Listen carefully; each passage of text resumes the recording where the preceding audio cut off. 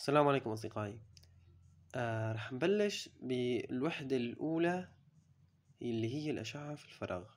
تمام؟ طيب، أول شي لتعرفوا إنه نحن عنا الأشعة هون في 3 محاور اللي هي X و Y و Z. ماشي؟ X و Y و Z. طيب، طبعا في إلن كمان اللهم صل على سيدنا محمد رموز تانية اللي هي I J و K. تمام؟ هذول بعدين بنشرحهم. طيب، حاليا أول درس رح يحكي عن حساب مركبات شعاع. مركبات شعاع. هالشعاع هاد علمت بدايته ونهايته.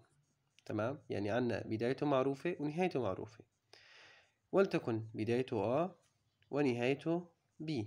ماشي؟ طيب، هلا نحن هون الشعاع، إذا قلنا الشعاع AB، شعاع AB، فهو له بداية ونهايته B، بس ما معروفين وين بالضبط. ماشي؟ تمام. هلا نحن نحسب الشعاع AB وعنا النقطة B معلومة اللي هي ولتكن مثلا 2 1 2، وعنا A 1 2 1. طيب، شو هو القانون؟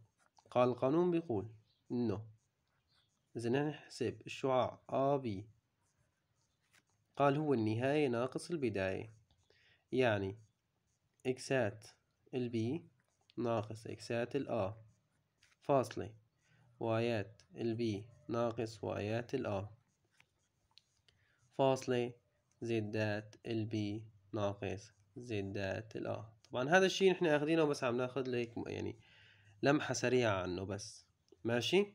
طيب، فإذا بنحسب نحن الشعاع AB،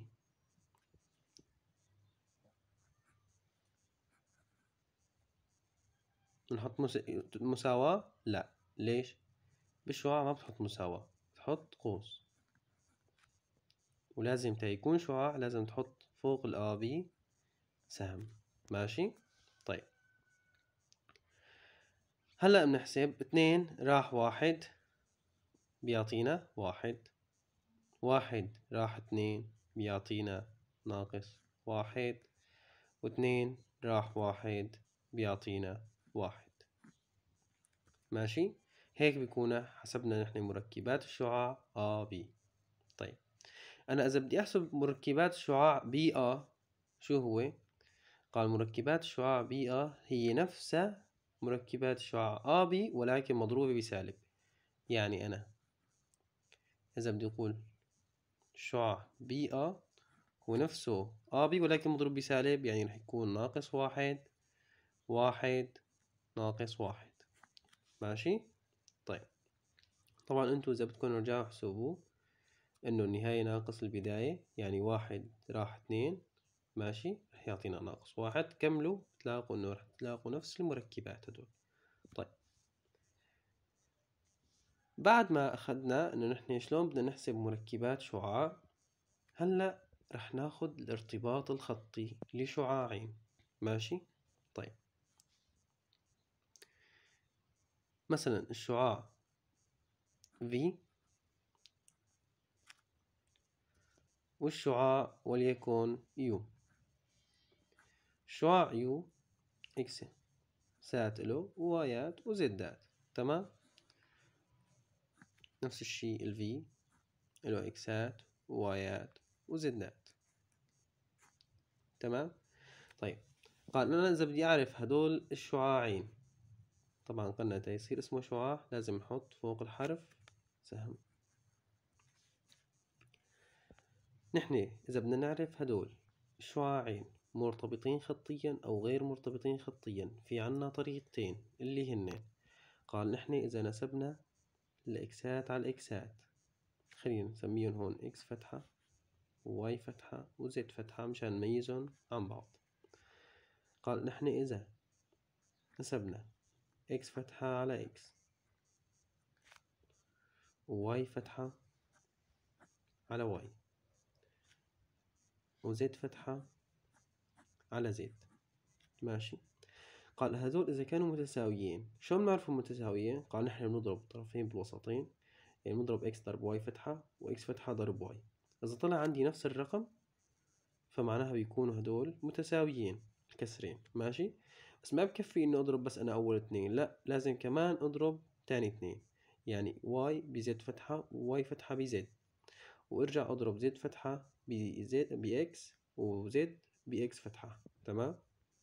وملاحظين إنه نحن لما نسبنا إكس فتحة على إكس، هون كمان نسبنا الواي فتحة على واي، يعني ما قلنا واي على واي فتحة، ما بصير. خلاص أنت نسبت مركبات الشعاع يو على مركبات الشعاع في، فخلص كلهم هيك بده يكونوا مركبات الشعاع في بده يكونوا تحت، مركبات الشعاع يو فوق.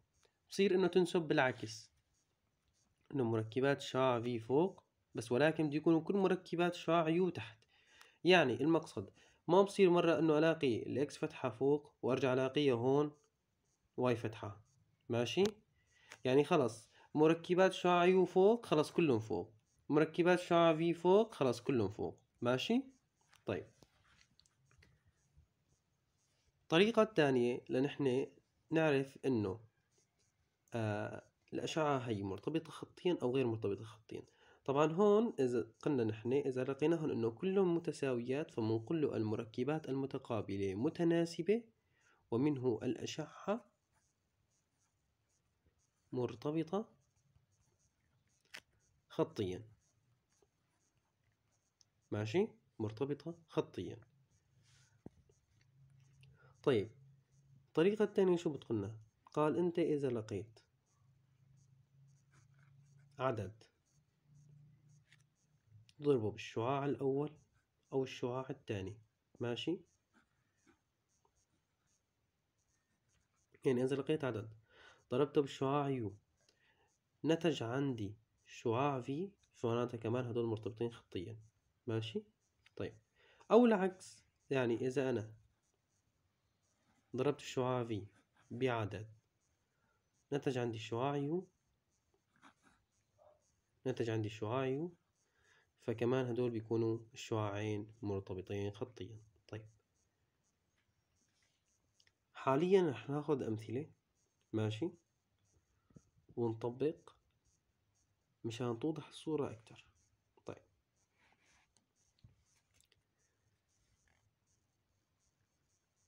عم يقولنا الشعاع يو مركباته 2 4 1، والشعاع في مركباته 4 8 2. ماشي. طيب بدنا نشتغل على الطريقتين، ننسب المركبات وبنفس الوقت نشوف إذا في عدد نضربه بهاد ينتج عنا الشعاع التاني. طيب أول شي رح ننسب المركبات، رح ننسب مركبات شعاع يو على في، يعني رح نقول 2 على 4، الإكسات على الإكسات والوايات على الوايات، يعني 4 على 8، وواحد على 2، واحد على 2. طيب اضربوا 2 ضرب 4 بيعطينا 8، وواحد ضرب 8 8، معناته هدول متساويين. طيب 1 ضرب 4 4، و2 ضرب 2 يعطينا 4، كمان هذا الكسر وهذا الكسر متساويين. طيب 4 ضرب 4 16، و2 ضرب 8 16، فمعناته المركبات المتقابلة متناسبة ومنه الأشعة U و V شو مرتبطان خطيا. ماشي. طيب أنا بدي أدور على عدد أضرب به الشعاع واحد من الأشعة يطلع عندي الشعاع الثاني. ماشي. طيب قال نحن هون لو ضربنا الشعاع يو ب2 ما بينتج عنا الشعاع في، نضربه 2 لو ضربناه كله ب2 ف2 ضرب 2 بيعطينا 4، 2 ضرب 4 بيعطينا 8، 2 ضرب 1 بيعطينا 2. فمعناها نحن لو ضربنا الشعاع يو ب2 بينتج عنا مين؟ بينتج عنا الشعاع في. بما أننا لقينا نحن عدد نضربه في الشعاع ينتج عنا الشعاع الثاني، نقول له ومنه الأشعة مرتبطة خطيا. طبعا بنسمي له إياهم مين الأشعة يو و في. رح ناخذ مثال ثاني. إذا قلنا الشعاع يو 2 4 2 الشعاع في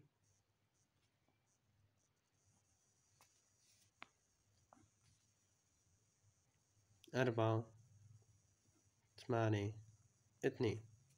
طيب خلينا ننسب المركبات. 2 على 4 و4 على 8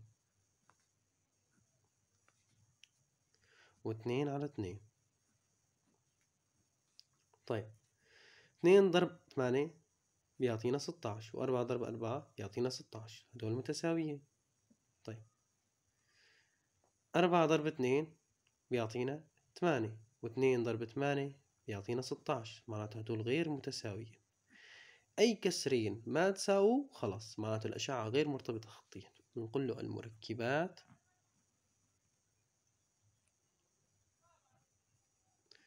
المتقابلة غير متناسبة، ومنه الأشعة يو و في غير مرتبطة خطيا. طبعا بتشوفوا انه نحن اذا نجرب الطريقة الثانية ما رح نلاقي عدد نضربه بهاد ولا هاد ينتج عنا الشعاع الثاني. لو ضربنا باثنين هي بتصير عنا 4، وهي بتصير 8 مثل هي صح، بس لو ضربناها باثنين هي بتصير 4، هون لا، أو 4 2. ماشي. طيب نرجع الشعاعين هدول.